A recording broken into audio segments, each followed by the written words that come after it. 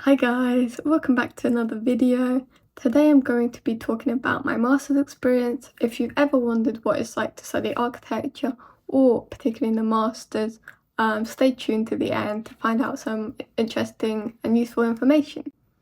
So, one of the first points that I'm going to be talking about is what I've been getting up to so far. So for masters, so far for me, in the first year, it's been really experimental, which is really nice because it almost feels like I'm back in first year and undergrad. And if for those who don't know what undergrad first year is like, it's a lot of experimentation, hand drawing. We even have like a life drawing class once, so it's really fun, just really getting you to explore architecture in a different way, and to improve your drawing skills, because not a lot of people when they enter university took art.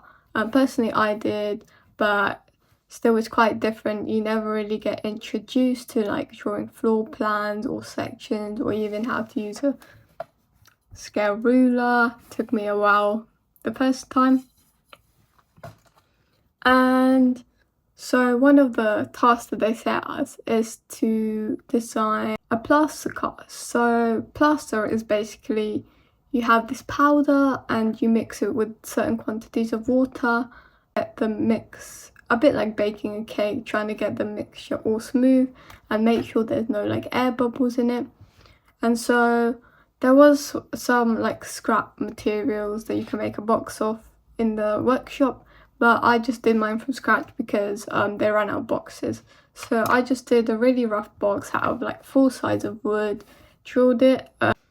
They got us to experiment with different fabric types, so they had like a bunch of fabrics in the corner, and I tried to experiment with that. So I got a variety of different fabrics, from like more like slightly thicker cloth fabrics to more like plastic ones. And then I overlaid that in my box, and then using a stapler, I stapled like certain edges to like form the box. And then after that, I poured some of my plaster cast. The first time it didn't really work out as expected, because I think I didn't drill the box correctly, or maybe there was like a little gap that I didn't see, but some of the actual plaster leaked out of the box. And so then I had to wait overnight before I could top up the plaster and pour it again, because it was only up to halfway, so then I had to like refill it the next day. But that was really fun to see the plaster pouring. And then for the second option, I actually decided to have more fun and make it out of clay. So I just used like a basic wood for one side, and then for the remaining of the edges, I decided to use clay to form it. So I did like a rough shape with my hands to try and make it more of a like abstract kind of form, not as smooth as if you'd use just a standard box. And then I also decided to dye it. So there was a few different dye options. I just used the closest one available, which was pink. But it was nice to see the different colours it would make and how you'd form it into a box. For some reason, this one, even though it was smaller, it took longer to dry. Not necessarily, probably because it was something to do maybe with the dye mixing with the plaster, but I'm not really sure.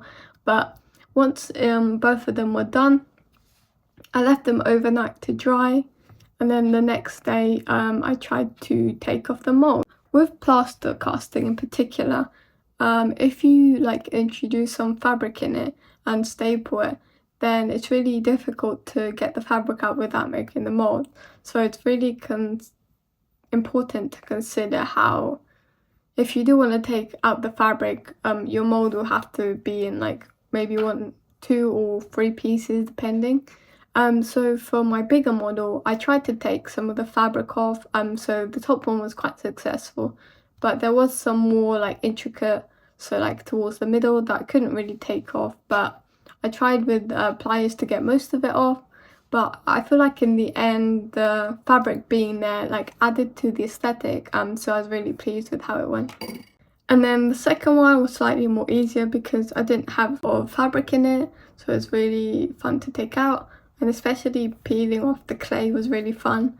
I decided to leave some of the clay in because I feel like it just added to the natural aesthetic of the plaster cast. And plus it was an early development experimentation, so I wasn't really too worried about it looking too perfect. And then once those had dried, I took them up to the studio and photographed them. I just used my basic iPhone. I don't really have like any fancy camera, but it seemed to do the job. And then I did more like close-up photos to show the structure, because when I looked at both of them from the side, sometimes it looked a bit like a cliff, how it like form and just the natural grooves and turnings of the shapes. And it just really reminded me of like landscapes and like the beauty of like mountainsides and cliffs and things like that. And how if you go like around the corner, you can experience the place in a different way, rather than if you were fully flat and you can see from like miles on end. And so I really recommend, if you do get a chance to plaster cast, it's a really fun thing to do, even if you don't have anything in mind. I didn't necessarily when I started, but that was just as fun in the process. And even if you do want something more specific and rigid, normally I know you can use Rhino or other softwares to design your mold, and then you can 3D print it, and that just gives you more accurate representation of your casting. So like if you want a certain section or your building, then you can do that using 3D printing.